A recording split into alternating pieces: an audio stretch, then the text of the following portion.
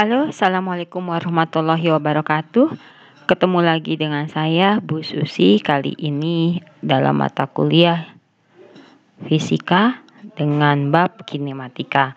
Bahasan ini merupakan bahasan yang sudah pernah diajarkan sebelumnya di tingkat SMA.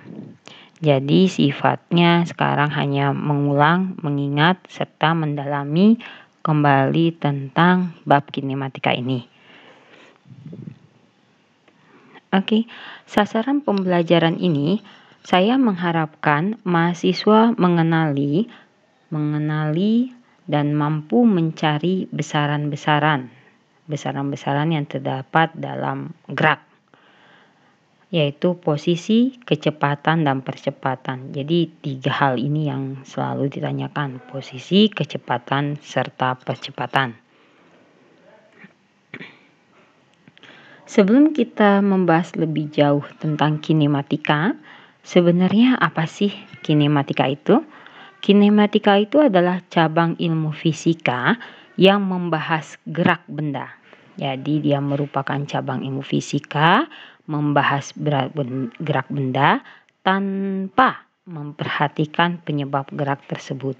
Jadi kita hanya mempelajari gerak tanpa memperhatikan apa yang menyebabkan benda ini bisa bergerak.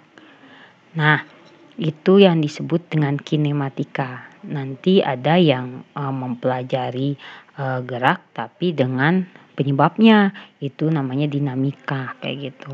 Nah, pada video kali ini saya hanya membahas tentang kinematika saja. Kemudian apa sih? Nah, ini penyebab gerak yang sering ditinjau itu adalah gaya atau momentum gitu ya. Emang kalau misalnya benda bergerak pasti ada karena kekuatan ya, ada karena gaya yang mendorongnya juga gitu kan.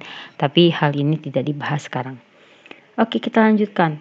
Perpindahan suatu benda itu dapat berupa translasi atau perpindahan, kemudian rotasi atau gerak yang melingkar, vibrasi atau gerak yang bergetar-getar gitu ya, melalui titik keseimbangan. Nah itu, jadi dibagi dengan 3, ada translasi gerak lurus, kemudian rotasi geraknya melingkar, kemudian vibrasi itu gerak yang bergetar pada posisi keseimbangan. Dalam bab ini dibahas mengenai gerak translasi dan rotasi saja. Nah, jadi video kali ini saya hanya membahas tentang gerak translasi saja. Untuk rotasi nanti saya lanjutkan di video lainnya. Sedangkan gerak vibrasi akan dibahas pada bab selanjutnya yang berkaitan dengan gerak harmonik. Nah, di sini kita harus mempelajari ada 3 besaran fisis yang digunakan untuk mengetahui gerak sebuah partikel. Yang pertama itu posisi, biasanya disimbolkan dengan R. Nah, kalau posisi satuannya meter.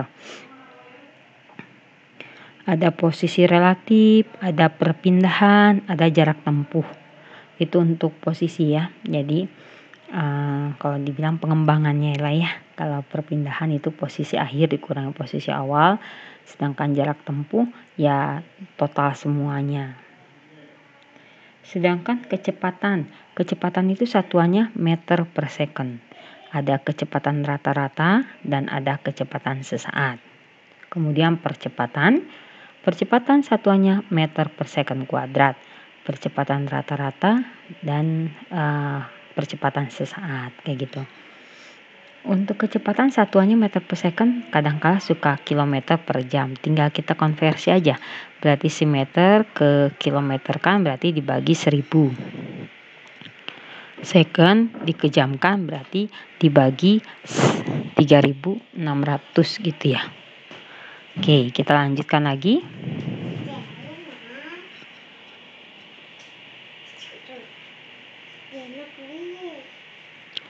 Nah, contoh dari gerak translasi, jadi gerak yang lurus ya, menggeser meja dari suatu tempat ke tempat yang lainnya. Kemudian mobil bergerak dari kota A ke kota B dan sebagainya.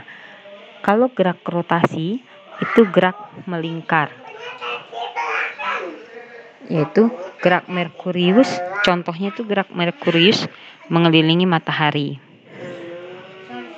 Elektron mengelilingi inti atom, kemudaran putaran baling-baling helikopter, dan lain-lainnya. Nak, jangan ribut dong, Nak. Umi lagi syuting. Bisa keluar dulu nggak, Nak? Umi udah mandi belum, sayang? Belum. Sok mandi dulu, Gi. Sudah mandi belum? Icu udah mandi. Abang? Udah. Kata Belum. anak kecil belum mandi. Sok mandi dulu, Gi. Anak kecil Udah mandi, Umi. Jangan ganggu Umi ya. Umi lagi kerja. Nanti kalau rekamannya jelek gimana? Nggak dapet subscriber Umi. Ya. Sok sana, Gi, sana. Ayo. Cice jangan diganggu Jenapnya, Nak. Kenapa Umi sering pakai headset kalau rekaman? Iya, biar bagus suaranya, biar keras. Ayo, ke sana dulu, Gi. Ayo, Nak. Ayo. Cice udah dulu, Ce. Uni mandi, Uni. Sok, jangan ribut ya. Daerah sini nggak boleh dimasukin dulu ya. Kalau masuk harus pelan-pelan, nggak boleh ngomong. Umi mau rekaman. Yuk, nanti rekaman Umi jelek. Saya pengen pipis ya. Iya, sok.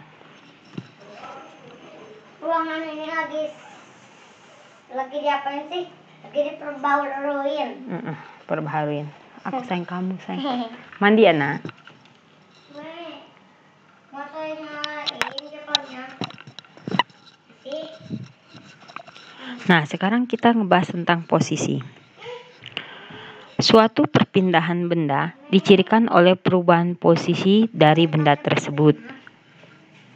Perubahan posisi benda selalu dinyatakan dalam parameter waktu. Sebagai contoh, perjalanan sebuah bis dari Bandung ke Jakarta. Oleh karena itu, posisi benda adalah fungsi dari waktu. Jadi, X sama dengan Ft. Jadi, fungsi dari waktu.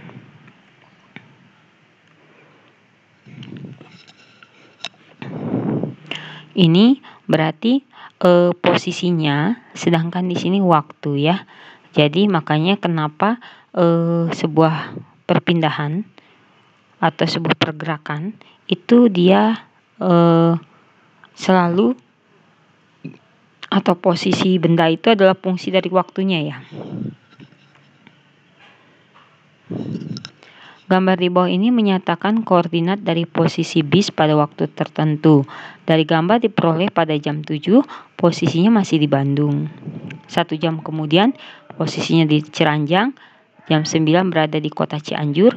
Dan jam 10 sudah berada di Jakarta. Jadi emang benar, dia tergantung sekali dengan waktu. Nah, ini contoh fungsi posisi terhadap waktu yang lainnya. Jadi X T sama dengan 2T kuadrat ditambah 2T dikurangi 1. Ini salah satu fungsinya ya.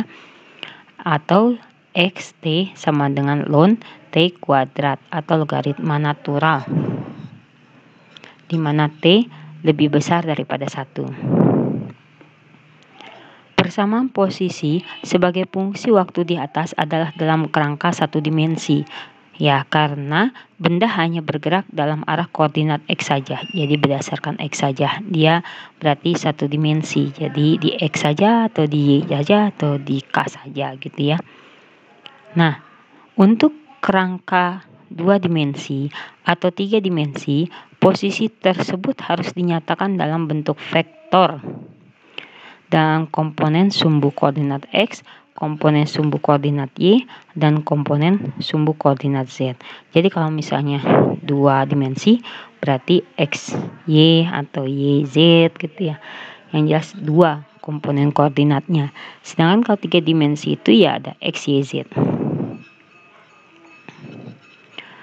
Nah, ini contoh 2 dimensi ya.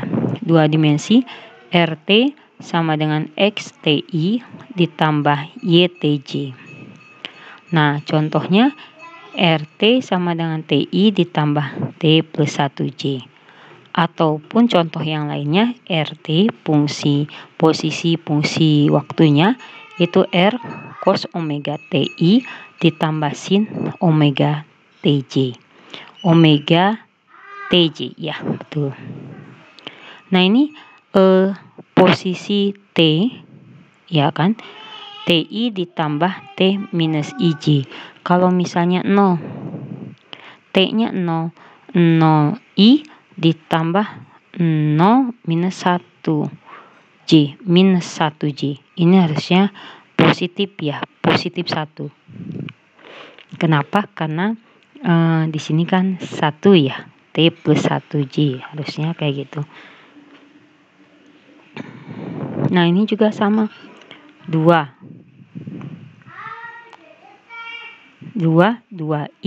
kemudian 2 plus 1J, 3. Berarti posisinya di sini gitu ya. Kemudian, oke, 4I tambah 4 plus 1I, 4 plus 1J, jadi 5J. Ini setnya belum dibenari, jadi T plus 1J. Kemudian kalau 3 dimensi, RT XTI tambah YTJ tambah ZTK. Ini untuk 3 dimensi. Ada X, ada I, JK. Contohnya TI ditambah T plus 1J dikurangi K. Atau T cos omega TI ditambah sin omega TJ ditambah K. Seperti itu.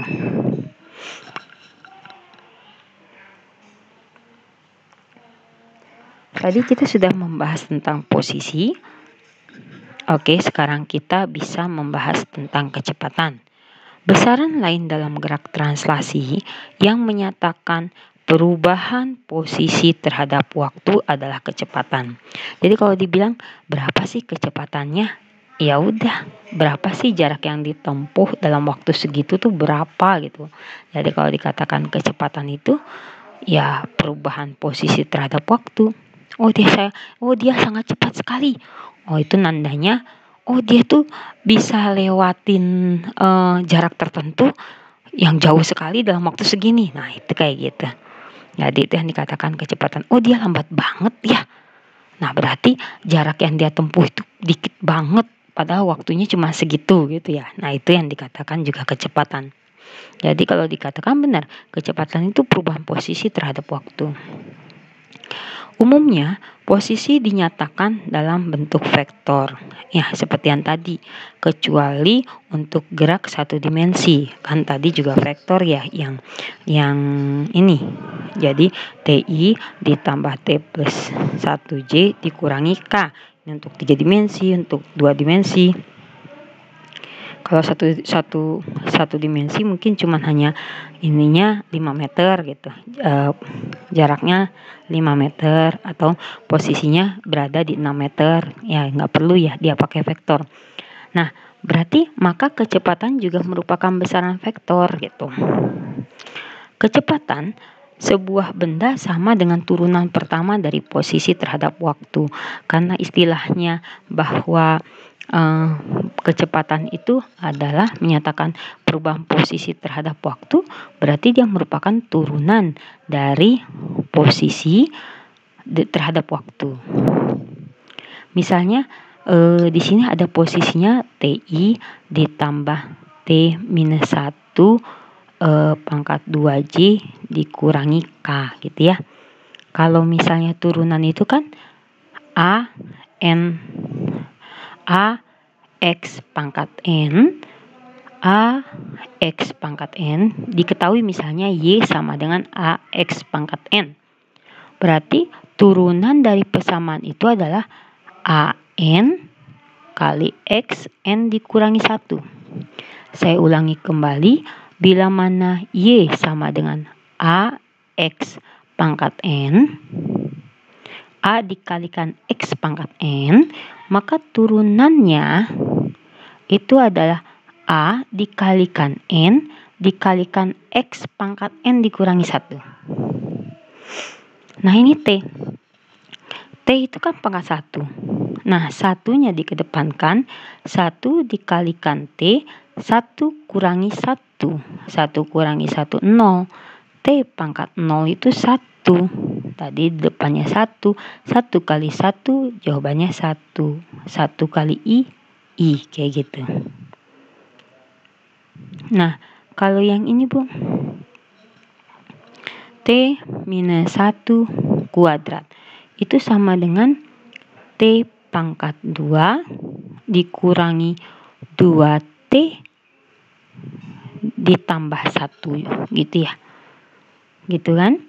Jadi 2T, oke. 2T kan di sini T kuadrat. Jadi 2T kemudian minus 2 ya. Minus 2 ditambah 0 J. Jadi seharusnya di sini ada angka 2 ya. 2T minus 2. Harusnya di sini ada 2T minus 1J kayak gitu ya. Turunannya coba kalian jabarkan lagi. T minus 1 kuadrat itu kan T kuadrat minus 2T plus 1. T kuadrat diturunkan jadi 2T. Ya kan? Minus 2T diturunkan jadi minus 2.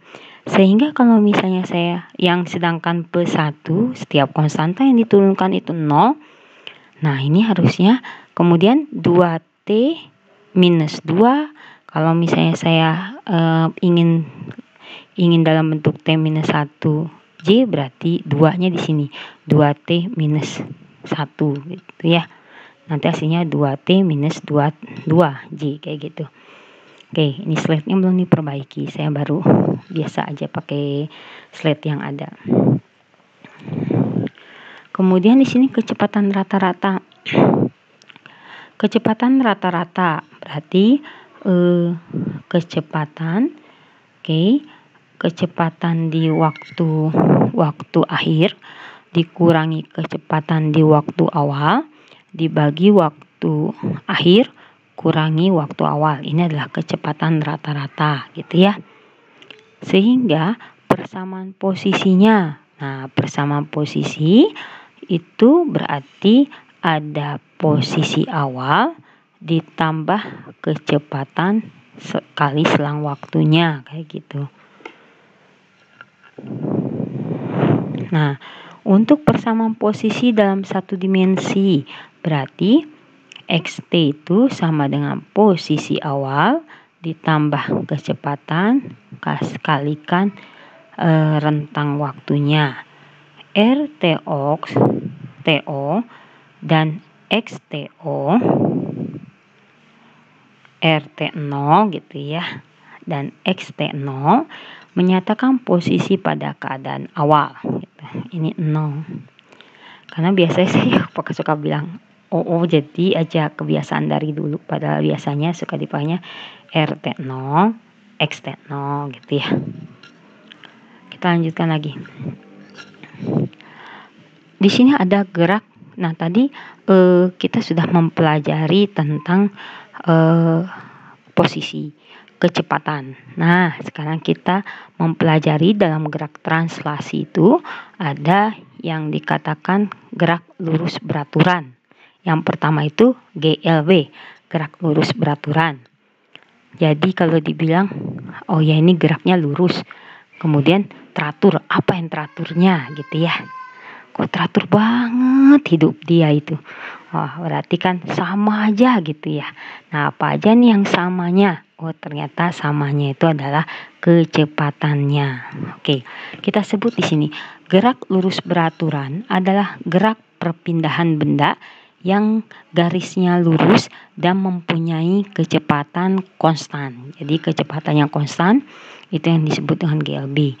Persamaan gerak lurus beraturan itu ya tadi berarti kalau posisi, nah ini posisi berarti posisi awal ditambah V kali T gitu ya. Kemudian nah ini dicontohkan ini kecepatannya sama saja gitu. Terus kecepatannya sama. Nah, ini grafik X, grafik posisi terhadap waktu. grafik posisi terhadap waktu. Jika sebuah benda mengalami gerak lurus beraturan, maka grafik X terhadap waktu itu berupa garis lurus. Garis lurusnya memiliki kemiringan. Nah, kemiringan fungsi xt ini itu adalah kecepatannya. Nah, berarti di mana kecepatannya itu konstan. Jadi kalau dibilang kemiringannya tuh ya di setiap titik sama gitu ya. Di sini ada sebuah soal, mari kita kerjakan bersama-sama. Sebuah benda bergerak dalam bidang XY yang dinyatakan dengan XT-nya 2T pangkat 3 dikurangi T kuadrat, Y-nya 3T kuadrat dikurangi 2T tambah 1. Nah, tentukan komponen kecepatan untuk masing-masing arah. Lalu besarnya kecepatan pada T sama dengan 1 detik. Ini sama aja ya, ditanyanya kecepatan. Kalau yang A itu ditanyakan komponen kecepatan pada masing-masing arahnya. Jadi vektornya disuguhkan secara vektornya mungkin ya. Kemudian di sini besar kecepatannya berapa. Kita lihat dulu turunan dari kecepatan untuk arah yang X gitu ya. Berarti dx per dt diturunkan 2 dikalikan 3 ini ke depan berarti 6 t pangkat 3 dikurangi 1 pangkat 2 lalu dikurangi 2 nya ke sini ke depan jadi 2t gitu ya. Jadi untuk Vx nya itu 6t kuadrat dikurangi 2t meter per second. Jadi persamaannya seperti ini. Sedangkan V-nya gimana, Bu? Ya udah turunkan lagi. 3 kalikan 2, 6. 6. 2 dikurangi 1, 1. Jadi 6T dikurangi T pangkat 1, 2 pangkat kali 1, 2. T 1 kurangi 1, 0. Jadi 2. Jadi 6T dikurangi 2. Kayak gitu. Nah, di sini besar kecepatan T sama dengan 1 detik gitu ya. Berarti tinggal di setiap komponennya aja. Berarti masukkan 1, 6 kali 1 kuadrat gitu ya. 6, ini bukan 12 tapi dikuadratkan. Kurangi 2 kali 1, 2. Jadi 6 kurangi 2 itu 4 meter per second. Kemudian yang di sini ini 6I dikurangi 2, 4 meter per second. Nah, ini kan masih dalam vektor 4I dengan 4J. Nah, yang ditanya besar kecepatan pada saat T 1 detik. Jadi, akar 4 kuadrat ditambah 4 kuadrat. Jadinya 8 tambah 8. 16 tambah 16. 16 tambah 16 gitu ya. Artinya 16 kali 2 kan. Jadi akar 16 jadi 4 akar 2 kayak gitu.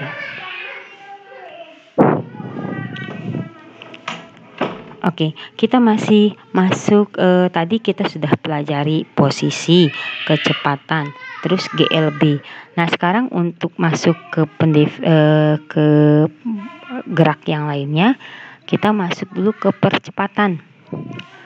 Percepatan itu perubahan kecepatan terhadap waktu. Jadi percepatan itu dia kecepatannya berubah terhadap waktu. Kalau kecepatan tadi perubahan posisi terhadap waktu, sedangkan percepatan itu perubahan kecepatan terhadap waktu. Dan merupakan juga besaran vektor. Percepatan sebuah benda adalah turunan pertama dari kecepatan terhadap waktu, tapi turunan kedua dari posisi terhadap waktu. Jadi kalau percepatan tuh turunan pertama dari kecepatan dan turunan kedua dari posisi. Nah, kalau percepatan rata-rata gimana? Berarti kecepatan akhir dikurangi kecepatan awal. Tandi. Iya. Ya jangan, Umi lagi kerja. Sok. Ganti baju, sok ganti baju. Buka bajunya itu. Udah jangan ribut. Semuanya? Iya, sok. Semuanya ganti? Iya, ganti. Yes. Ya Allah, Umi keganggu terus. Rekamannya keganggu terus, Umi. Sok sana. Udah belum? Umi mau ngerekam nih. Sok, pakai bajunya. Ice, jangan ribut dong sayang. Kedengaran sama mahasiswa Umi. Malu. Sok, diem ya. Umi mau kerja lagi, boleh? Jangan ngomong ya, Ce. Oke, di sini percepatan dan percepatan rata-rata. Nah, kita masuk ke GLBB. Kalau kita lihat animasi di sini ada pesawat yang pesawatnya awalnya pelan kemudian jadi cepat gitu ya.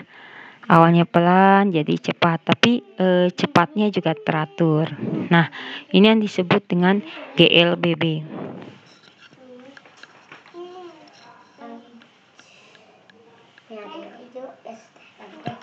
Ini buat besok, oke? Ini buat besok. Ini buat sekarang aja. Nah, ya Allah. Udah belum? Umi jangan ngomong-ngomong atau pusing Uminya. Sok, cepetan ambil pakaiannya. Iya, Umi mau mulai nih, mau mulai rekaman lagi.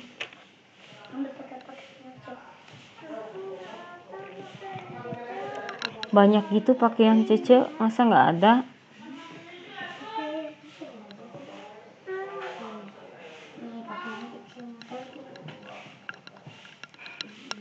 Udah belum?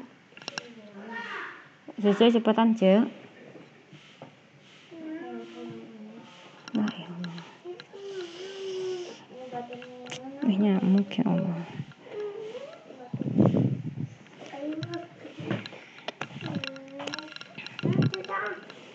Udah belum, Nak? Umi mau kerja nih.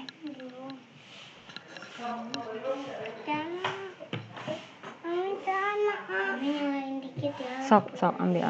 Nyalain, sok.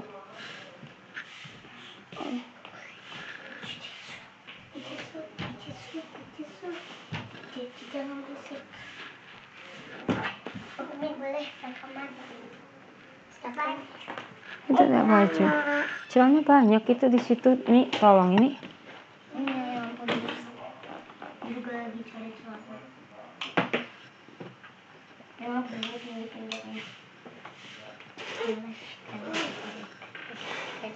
Nggak ada di situ, Mace. Celana semua di situ tuh, Ce.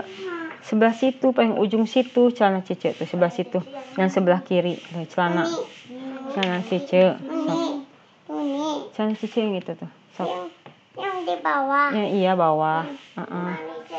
Yang yang paling. Tuh cari ini. Tuh, celana tuh banyak. Tuh. Sok sana, ke sana. Pakainya di kamar Umi deh. Cari pakainya di kamar Umi biar nggak diganggu. Uminya mau kerja. Uni juga nih ya ke kamar Uni ya. Tuh sana, Uni mau ke situ. Sok ke sana duluan aja. Ya Allah, kan udah siang hari, hantunya nggak ada siang hari mah, cepetan.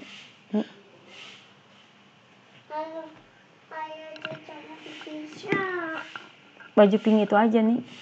Itu. Gamis pink. Ini mau pakai baju merah itu yang bawah. Yang di bawah sama siapa? Itu kan bajunya Cece. Baju ini.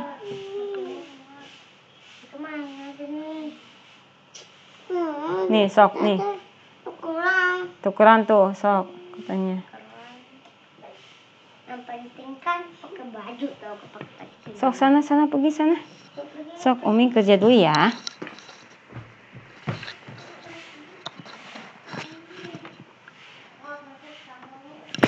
Oke, jadi kalau dikatakan GLBB, gerak translasi atau perpindahan benda pada garis lurus dengan mempunyai percepatan yang konstan, perubahan kecepatannya yang berubah. Jadi ceritanya, saya sekarang belajarnya satu hari ini 1 jam, besok saya berubahnya belajar 2 jam, kemudian besoknya lagi 3 jam, besoknya lagi 4 jam. Kecepatannya memang beda-beda ya, tapi sama-sama yang sama gitu. Jadi dia selalu meningkat 1 jam setiap harinya gitu. Kalau kecepatannya beda-beda, yang hari ini 1 jam, besok 2 jam, besoknya lagi 3 jam gitu. Nah, kalau persamaan gerak lurus berubah beraturan, itu dinyatakan dengan posisi X0 ditambah V0T ditambah setengah AT kuadrat. Jadi kecepatan awalnya berapa, ditambah kecepatan awalnya berapa kalikan T, ditambah setengah A percepatan AT kuadrat. Di sini posisi awal, V0 itu kecepatan awal, sedangkan A adalah percepatan.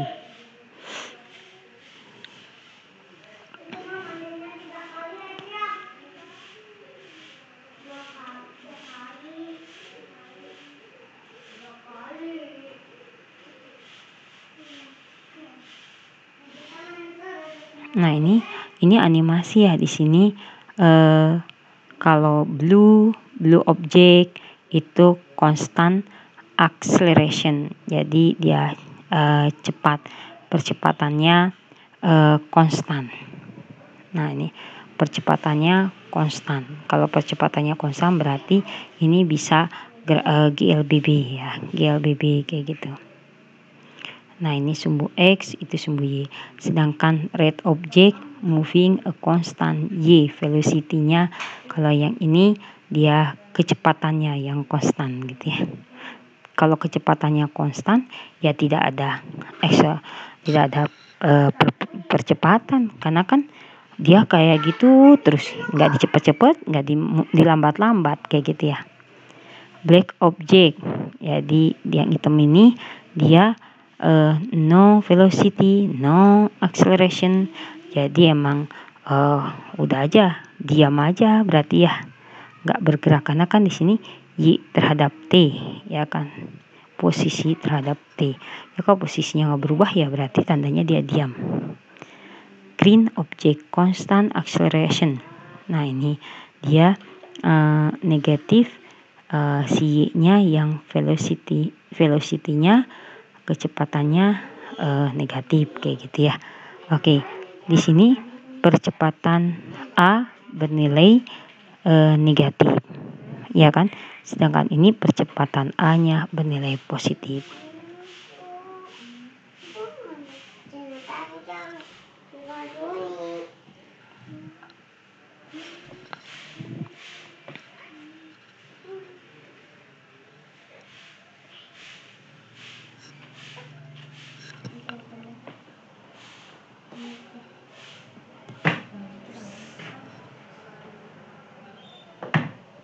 Jangan lupa sisir rambutnya nak ya.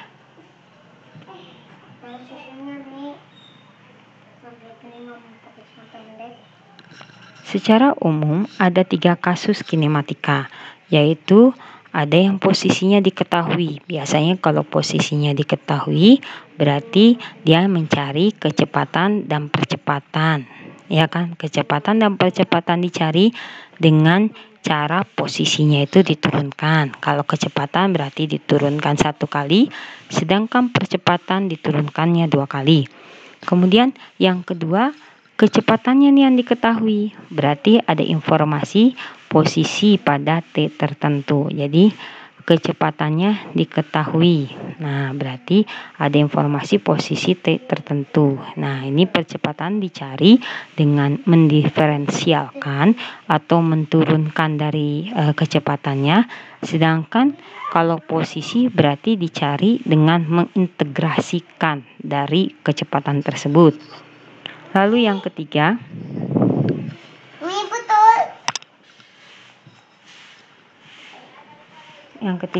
percepatannya nih diketahui, berarti ada informasi posisi dan kecepatan pada T tertentu. Nah, kecepatan dan posisi diperoleh melalui integrasi atau integral dari percepatan. Contohnya lagi, misalnya sebuah partikel bergerak pada garis lurus yaitu sumbu X. Percepatan gerak itu berubah terhadap waktu. Nah, ini juga fungsinya terhadap waktu karena dia vektor juga. AT sama dengan 12T kuadrat gitu ya. Satu dimensi nih.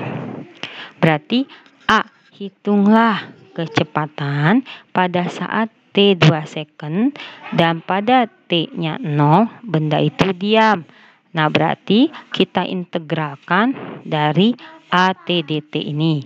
Kalau proses integral berarti A X pangkat N kita integralkan, itu hasilnya A per N plus 1 X N plus 1. Kalau nggak salah seperti itu.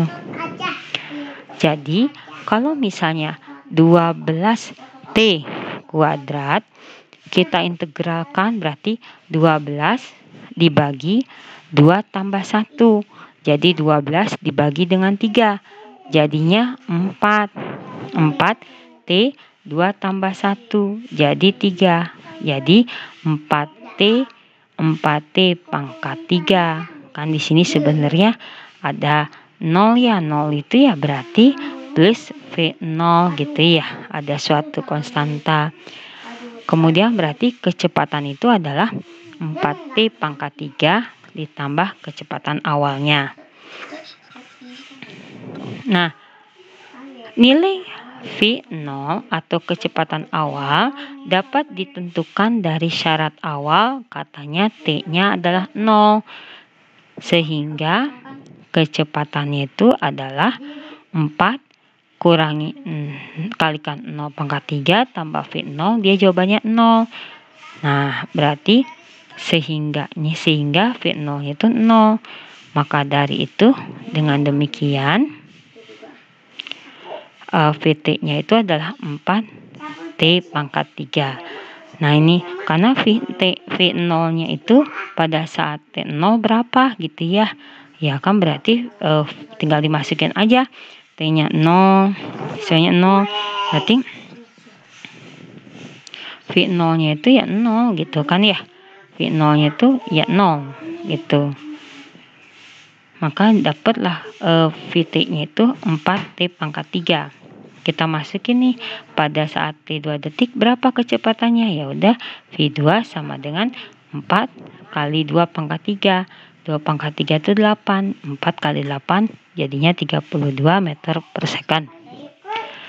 Kemudian yang ditanya yang pertama, kedua, yang B, tentukan XT jika diketahui pada saat T2 second benda ada pada posisi X1 meter. Tuh. Nah, di sini tentukan XT jika diketahui pada T2 second itu benda pada posisi 1 meter. Kita integralkan dulu. Tadi kan bahwa posisi itu adalah integral daripada kecepatan. Berarti integral 4T pangkat 3. Jadi 4 per 4 tambah 1. 4 per 3 tambah 1. Berarti 4 per 4. T 3 tambah 1. 4. Berarti 4 per 4 kan 1. Berarti T pangkat 4 ditambah X0. Nilai X0 dapat ditentukan dari syarat awal. Pada T-nya itu 2 katanya. 2 detik posisi benda itu 1 meter. Berarti di sini 2 detik kita masukkan ke persamaan ini. Berarti 2 pangkat 4 itu 2 pangkat 4 16. 16 ditambah berapa hasilnya 1 gitu ya. Berarti X0-nya itu minus 15. Sehingga persamaan posisinya itu adalah T4 minus 15 kayak gitu. Kita lanjutkan lagi, tentukan laju benda ketika benda dapat menempuh jarak 66 meter.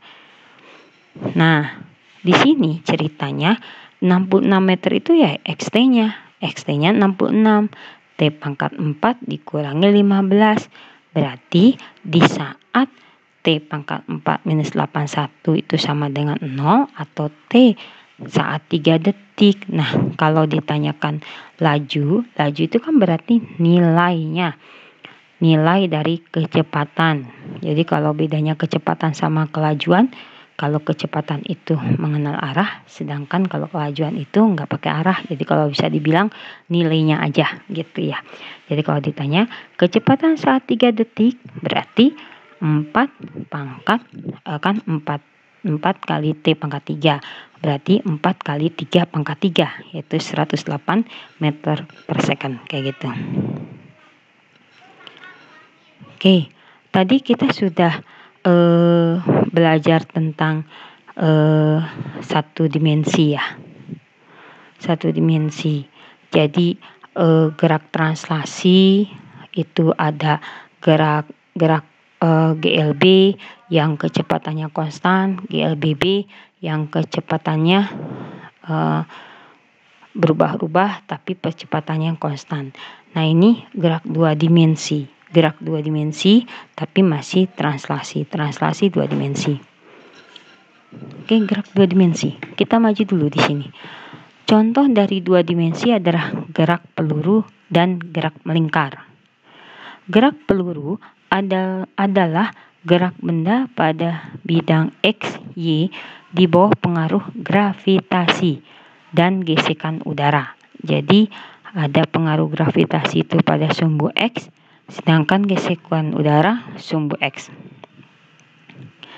Pada sumbu X berarti pada sumbu X itu dia GLB, kecepatannya konstan.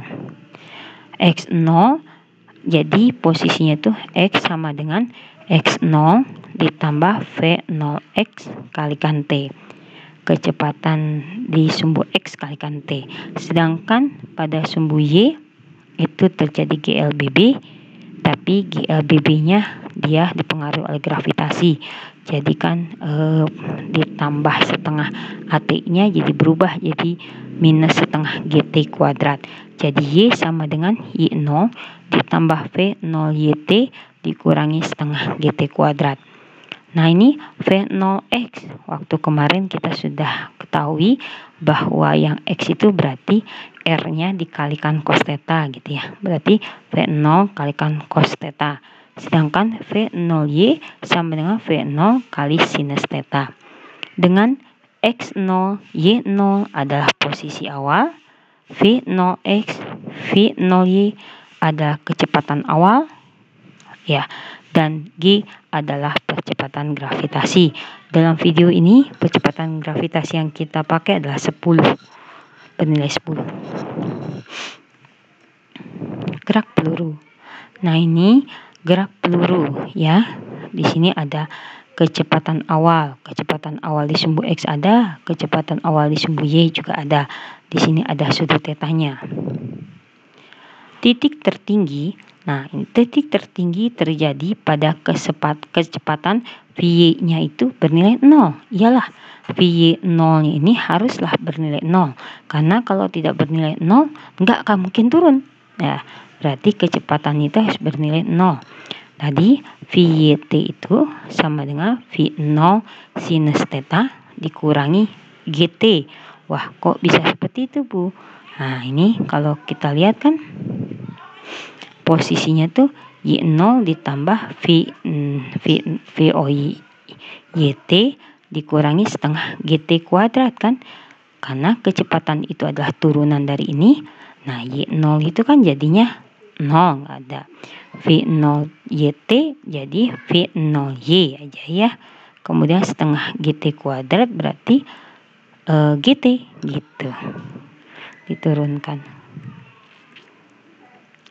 Nah, ini bernilai 0. Ditanyakannya titik tertinggi pada saat kecepatan terjadi pada saat berapa? Waktu yang mencapai puncak tertingginya gitu ya.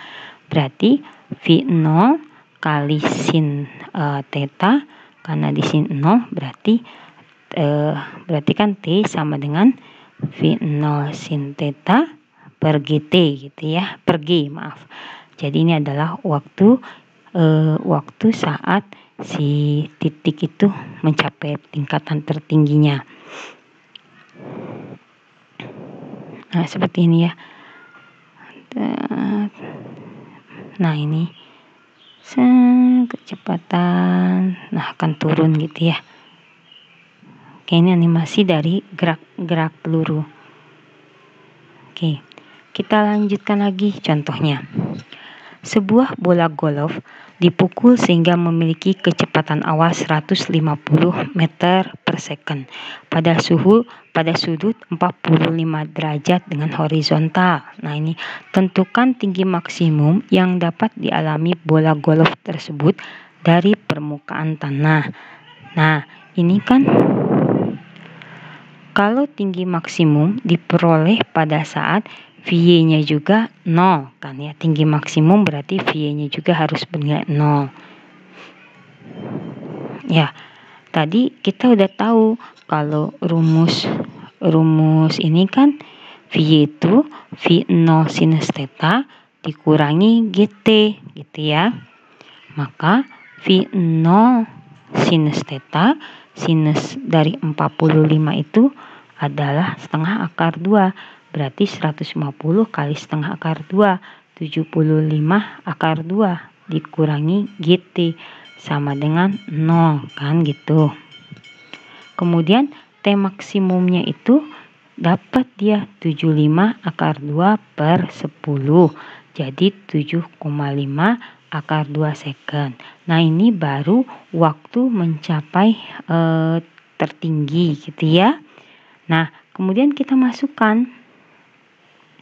Berarti ketinggiannya berapa? Y maksimum sama dengan V0 sinus theta kali T maksimum dikurangi setengah GT maksimum kuadrat. Karena kan yang ditanyanya adalah Y. Sehingga 150 kali setengah akar 2 dikalikan 7,5 akar 2 dikurangi setengah kali 10 kali 7,5 akar 2 kuadrat. Ini kalau misalnya akar 2 jadi 2, 2 jadi 1, 2 bagi setengah jadi 1.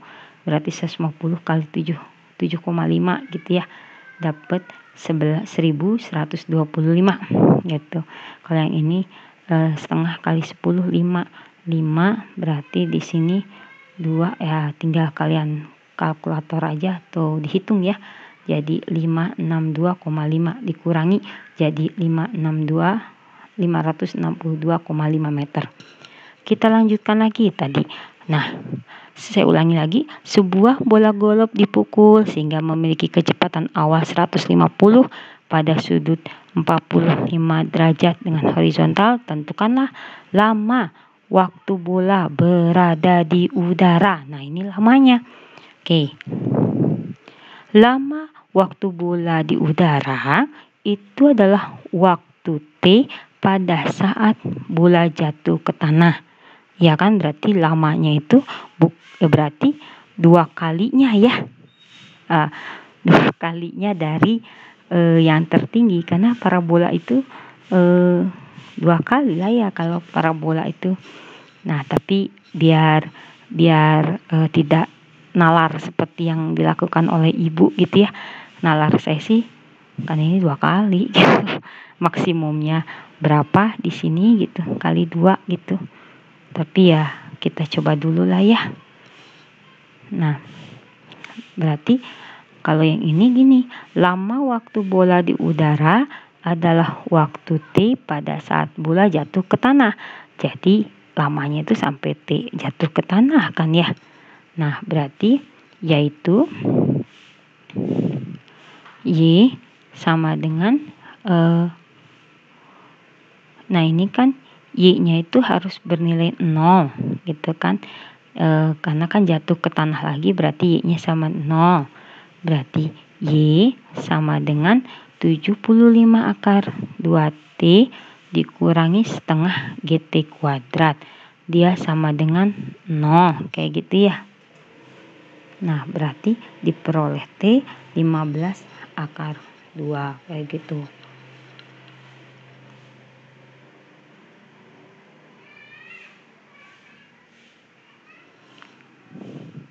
Nah, ini soalnya nggak ada posisi awal, Ya karena tadi katanya tersebut di alam bola tersebut dari permukaan tanah kan. Jadi dari tanah dia golep itu mukulnya dari tanah. Oke. Nih, kemudian selanjutnya jarak dari saat bola dipukul sampai kembali ke tanah. Berarti dari posisi di sini mukul gitu di sini. Nah, di sini sampai ke sini X yang di sini berapa gitu ya. Nah, jarak tempuh bola sampai ke tanah sama dengan X0 yaitu V0 cos theta kalikan T. Tadi kan kita melihat bahwa rumusnya itu nah ini kan X0 tambah V0X kalikan T.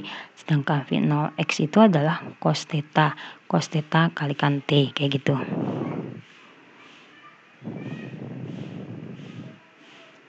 Berarti di sini X sama dengan V0 cos theta kalikan T. T menyatakan selang waktu bola golf sejak dilempar sampai kembali di tanah gitu ya. Yang data yang B ini kita ambil sebagai nilai T-nya. V0 cos daripada 45 juga setengah akar 2. Berarti 75 akar 2 dikalikan T. T yang dipakai 15 akar 2 detik. Berarti 2250 meter. Kayak gitu. Kita lanjutkan lagi ke contoh soal. Nah, ini ada 2 buah contoh soal ya. 2 buah contoh soal ini mungkin saya akan buatkan video lainnya. Untuk dalam perkuliahan saya bisa jadikan tugas harian untuk perkuliahan gitu ya. Nanti jawabannya saya akan share dalam bentuk video. Oke. Nah, di sini ada soal. Sebelum masuk ke dalam soal, saya mengulang kembali bahwa di slide ini menceritakan kinematika, hanya membahas tentang besaran dalam gerak saja, yaitu posisi, kecepatan, percepatan. Nah, gerak yang dibahas di sini adalah gerak translasi. Jadi ada gerak GLB ya kan, GLB, kemudian juga gerak peluru yang menjadikan gerak 2 dimensi gitu ya. Nah, untuk gerak GLB itu kecepatan yang konstan, sedangkan GLBB kecepatannya berubah-berubah gitu ya.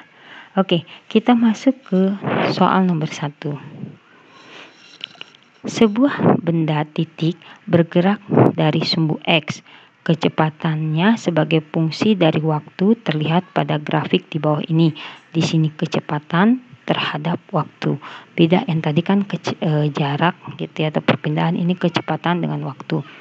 Pada T sama dengan 0, benda berada di X 2 meter. Nah, ini ketika saat T-nya 0, benda itu berada di X 2 meter. Nah, gambarkan grafik percepatan dalam selang waktu 0 sampai 8 detik. Nah, kita tengok dulu ya yang A. Yang A ini kecepatannya. Kita hendak membuat grafik percepatan terhadap waktunya. Nah, yang ini 10T. Nah, ini kalau dulu ingat Y dikurangi Y1 per Y2 dikurangi Y1 sama dengan X dikurangi X1 per X2 dikurangi X1.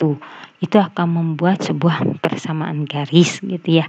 Nah, ini misalnya Y dikurangi Y1-nya 10 misalnya ya. Kemudian ya kan, Y1-nya 0 misalnya. Kemudian Y2-nya 10 dikurangi 0 gitu ya. Jadi Y per 10 sama dengan X-nya berapa? X-nya T kan. T dikurangi T1-nya T1 ininya juga 0. Kemudian yang ini 1 kurangi 0, 1. Berarti T per 1. Y per 10 sama dengan T per 1. Jadi Y-nya itu sama dengan 10T gitu ya. Atau yang punya Y itu kan V. Jadi 10T. Diingat kembali bagaimana cara mencari persamaan garis dari dua titik yang diketahui gitu.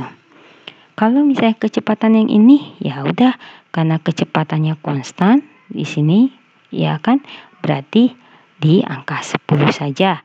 Begitupun juga persamaan yang ini, berarti Y dikurangi Y1 per Y2 dikurangi Y1 sama dengan X min X1 per X2 min X1. Didapat minus 5T tambah 25. Sedangkan yang 6 sampai 8 itu minus 5. Nah, kita turunkan untuk mencari percepatan itu kan kita turunkan dari persamaan kecepatannya.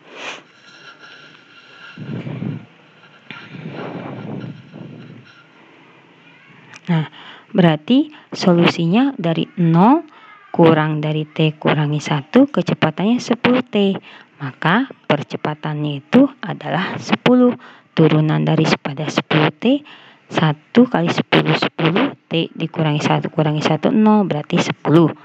Kemudian untuk selang 0 kurang dari T kurang dari 3, itu kan 10 kecepatannya. Berarti kalau turunan dari konstanta itu bernilai 0.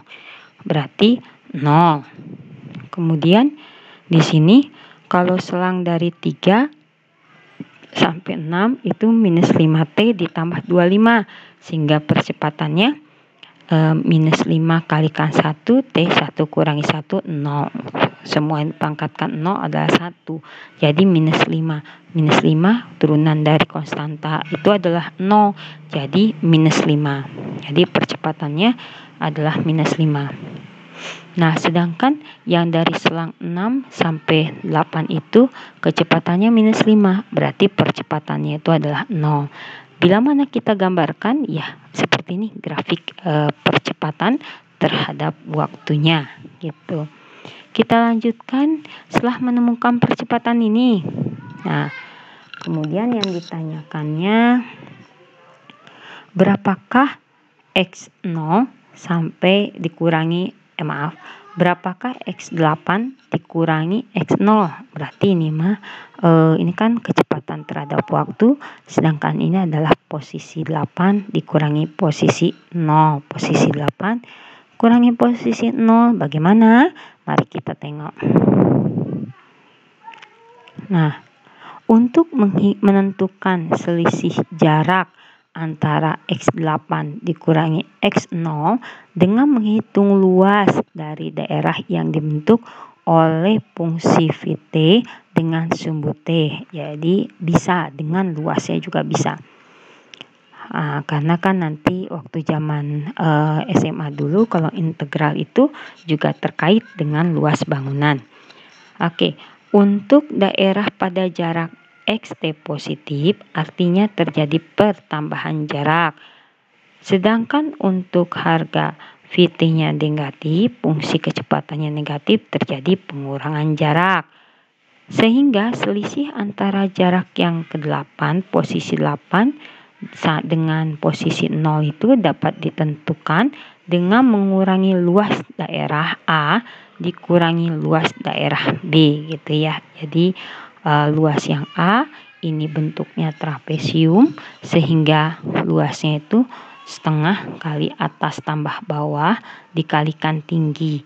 Berarti 2 ditambah dengan 5 dikalikan 10 sama dengan 35. Sedangkan yang B ini adalah 2 ditambah dengan 3 kalikan 5 setengah jadi 12 setengah. Karena di sini pengen tahu jarak sampai posisi 8, berarti yang A dikurangi yang B. Awalnya dia maju, kemudian dia mundur. Berarti kayak gitu ya. Nanti dapat hasilnya. Nah, 22,5 meter kayak gitu. Kita masuk ke bagian C. Tadi sudah tahu percepatannya, sudah tahu jarak dari posisi 8 sampai dari posisi awal ke posisi 8 gitu ya. Nah, ini yang ditanyakannya, berapakah panjang lintasan yang ditempuh selama T0 sampai TX8 gitu, 8 detik. Ini panjang lintasannya. Oke. Kita masuk dulu. Kalau panjang lintasan, oke. Nah, untuk menentukan panjang lintasan dari T sampai 0, T sampai 8 detik dapat dicari dengan menghitung luas total yang dibentuk dari fungsi T dan sumbu T dari T0 sampai T8. Jadi kalau yang tadi itu kan bukannya jaraknya, tapi perpindahannya. Kalau yang B itu perpindahannya, posisi 8 dengan posisi 0 itu gimana. Sedangkan kalau yang ini jaraknya udah nempuh berapa gitu ya. Berarti luas A ditambah luas B, jadi 47,5. Karena yang tadi 35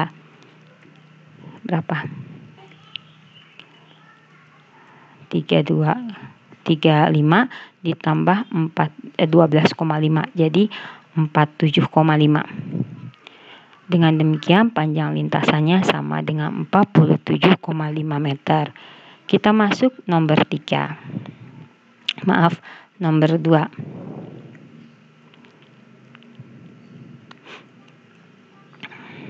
Nah, ini sebuah benda bergerak pada bidang X, Y sebagai fungsi T. XT sama dengan 2T pangkat 3 dikurangi T2. YT sama dengan 3T pangkat 2 dikurangi 2T tambah 1. Satuannya sama semua, meter. T itu dalam detik. Nah, yang ditanya komponen kecepatan untuk masing-masing arah. Ini kita ketahui posisinya. Berarti kalau misalnya kecepatannya, turunannya, ya kan? Turunannya dari posisi ini. Sehingga 2T pangkat 3 yaitu 2 kali 3 T pangkat 2 gitu ya. Dikurangi 2T. Kemudian YT itu berarti 6T dikurangi 2 kayak gitu ya. Kemudian berapa besar kecepatan pada 1 detik? Berarti dimasukkan ke dalam persamaan yang tadi, kemudian diakarkan. Mari kita tengok slide-nya biar kalian kebayang.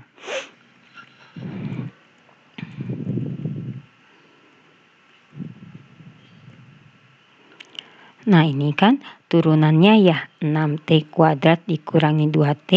Yang ini 6T dikurangi 2. Kita masukkan angka 1. 6 kali 1 dikurangi 2 kali 1. Jadi 6 kurangi 2 itu 4. Kemudian 6 kurangi 2 juga 4. Karena ditanyanya besar kecepatan, berarti diakarkan saja. Ini sumbu I, ini sumbu J-nya gitu ya. Jadi 4 akar 2. Kemudian yang ditanyakan yang C-nya,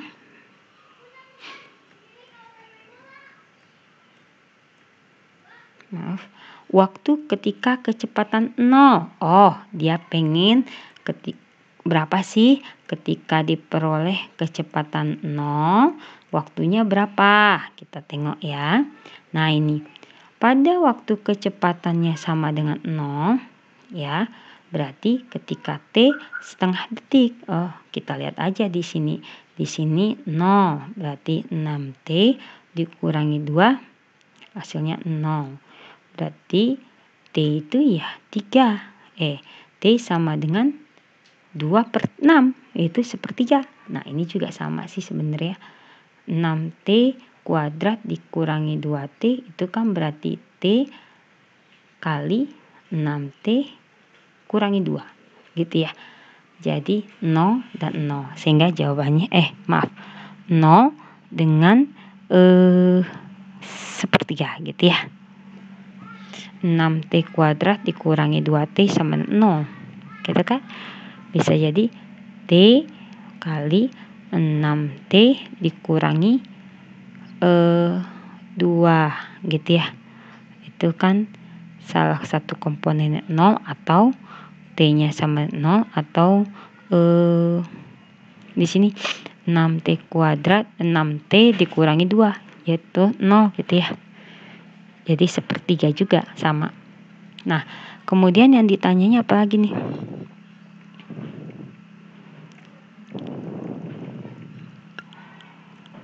Oke. Waktu ketika percepatannya. Kemudian di sini waktu ketika arah A itu sejajar dengan sumbu Y. Oke, kita masuk ditanyanya percepatannya. Oke, kalau percepatannya berarti turunan lagi dari si kecepatannya. Nah, berarti kita turunkan yang Vx-nya, kemudian yang V-nya juga kita turunkan. Jadi 6T kuadrat dikurangi 2T, kita turunkan jadi 12T dikurangi 2I, kemudian 6T jadinya 6J aja gitu ya. Kemudian kalau sejajar sumbu Y, berarti si AX-nya itu 0 ya kan? Karena kan kalau di sumbu Y berarti si X-nya itu udah 0. Semua harus Y-nya aja gitu. Si X-nya 0 karena sejajar. Berarti 12T dikurangi 2 itu mesti nilainya 0. Sehingga dapatlah T itu adalah 2/12. Artinya pada saat 1/6 detik si percepatan itu akan sejajar dengan sumbu Y. Kita masuk ke nomor 3.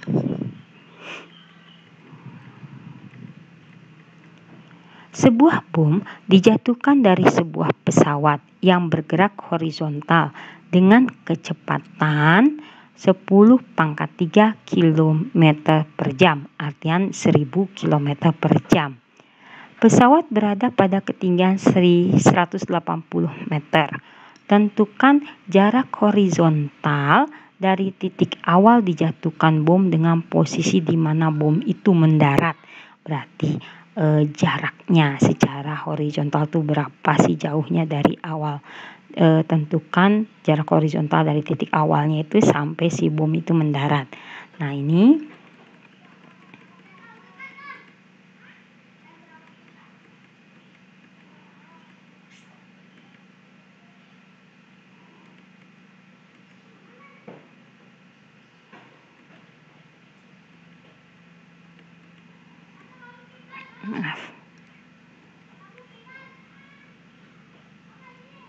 Nah, ini ya. Bom tersebut bergerak dengan kecepatan horizontal konstan. Nah, kecepatan horizontal itu karena kan tadi dibilang bahwa gerak peluru itu ada 2 kecepatannya ya. Kalau terhadap sumbu X dia konstan. Berarti 1000 km per jam ini terus dia pakai. Sedangkan kecepatan vertikal itu dia dipengaruhi oleh gravitasi min GT.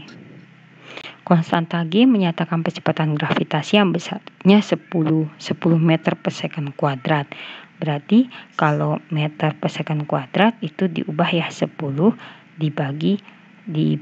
dikalikan 1/1000 dibagi 1/3600 yang dikuadratkan. Ini dapat jawabannya 12.960 km per jam kuadrat. Nah, kecepatan vertikalnya itu VY-nya itu berarti minus GT gitu ya. Minus GT. Ini karena kenapa Bu nggak pakai meter per second kuadrat aja? Karena konstanta Vx-nya juga pakai kilometer per jam.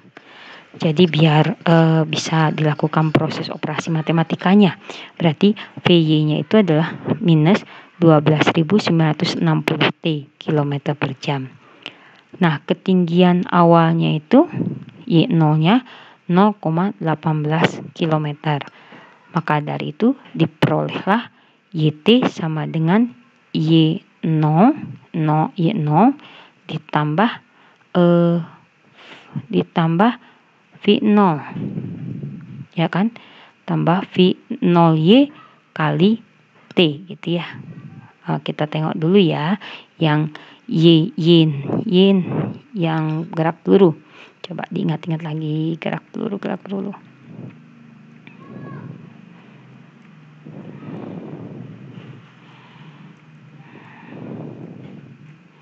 Nah ini Y0 ditambah VOYT dikurangi setengah GT kuadrat, kayak gitu ya. Oke.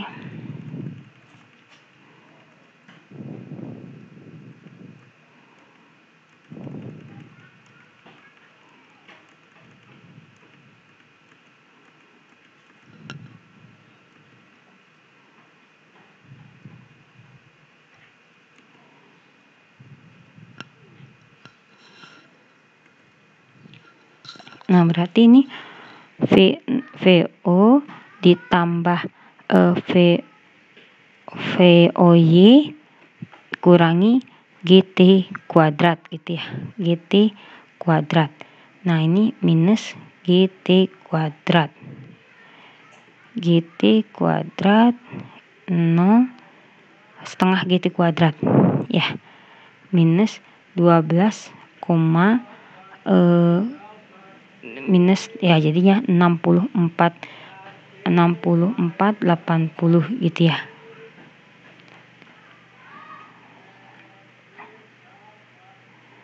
Oke, kita masuk dulu ke berarti benda jatuh ke tanah itu Y-nya sama 0, maka diketahui nilai T-nya itu adalah 5,27 kali 10 pangkat minus 3 jam gitu ya.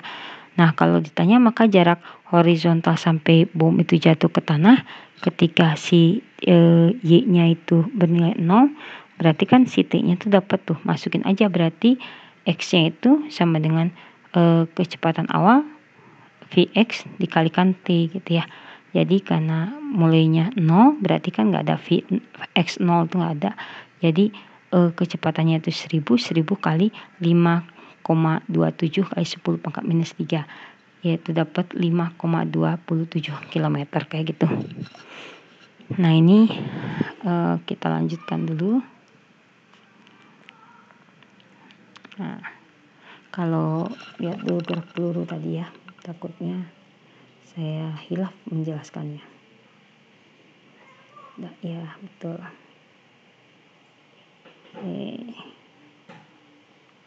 Nah, ini oke, V0T dikurangi setengah GT kuadrat gitu kan. Berarti V0Y kali T. Oke. Nanti kalian hitung lagi aja ya. Benar gak itu?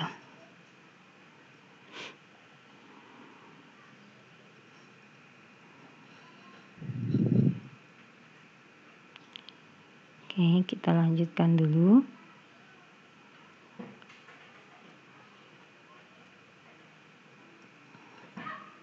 Oke, sudah.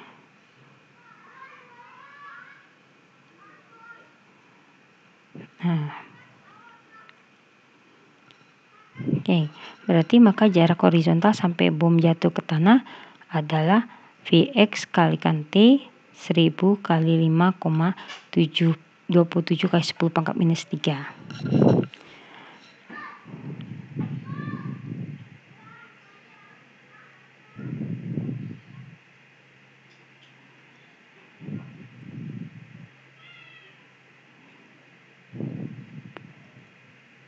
Ini kalian coba dihitung lagi sama kalian ya. YT sama dengan 0,18 Y0 ditambah VY kali T ya kan. Kemudian dikurangi setengah GT kuadrat gitu ya. GT kuadrat gitu kan. Ya. Coba dihitung lagi, nanti dapat nggak kalau T-nya itu adalah akar 0,18 per 64.480 dapat 5,27 kali 10 pangkat minus 3 jam kayak gitu. Oke. Ini ada soalnya sebuah partikel bergerak sepanjang sumbu X dengan kecepatannya V-nya 4 kali T kuadrat meter per second.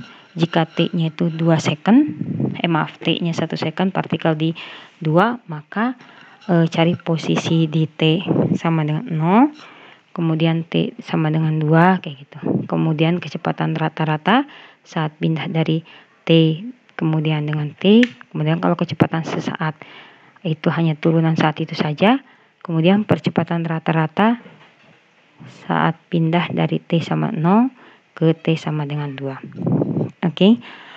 Soal yang ini bisa dijadikan tugas harian juga.